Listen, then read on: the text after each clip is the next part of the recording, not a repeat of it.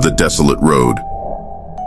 The engine hummed softly as I navigated the winding road, the darkness swallowing everything beyond the reach of my headlights.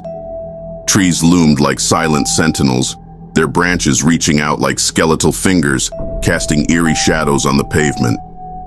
It was the kind of night that sent shivers down your spine, but I had driven this route countless times before. Nothing ever happened, or so I thought. As the miles stretched on, a sense of unease crept over me, like a whisper in the back of my mind. I tried to shake it off, focusing on the road ahead, but something felt off. Suddenly, the radio crackled to life, emitting static so loud it made me jump in my seat. I reached out to turn it off, but before I could, a voice cut through the noise. "Turn back," it said, low and menacing, sending a chill down my spine. I glanced around, but there was no one else on the road. My heart pounding, I tried to convince myself it was just interference from the storm clouds gathering overhead. But then the headlights flickered and the engine sputtered, as if in protest. Panic clawed at my chest as I coasted to a stop on the shoulder of the road. I fumbled for my phone, but there was no signal out here in the middle of nowhere. I sat there in the darkness, the only sound, the pounding of rain on the roof of my car. Fear gnawed at me as I considered my options. Should I wait out the storm, try to flag down another car, or get out and walk for help? Before I could decide, a figure appeared in my rearview mirror, standing just beyond the reach of my headlights. My breath caught in my throat as I watched, frozen in terror. The figure was tall and gaunt, its features obscured by the shadows.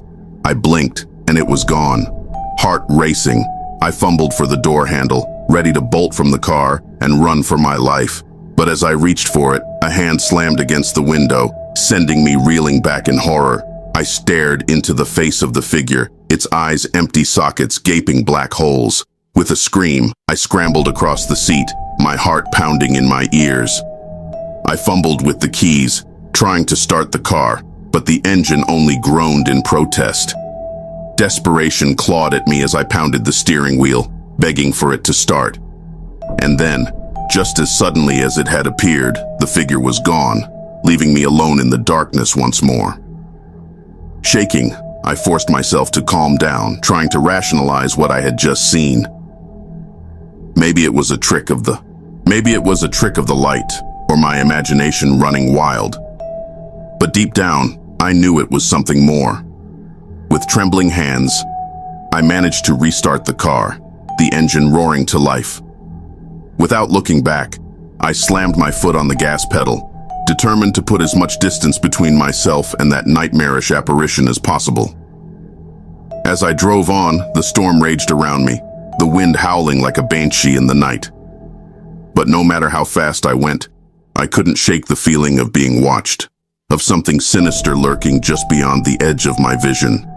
And as the first light of dawn began to break on the horizon, I knew that this was a night I would never forget. A night when the darkness itself seemed to come alive with terror.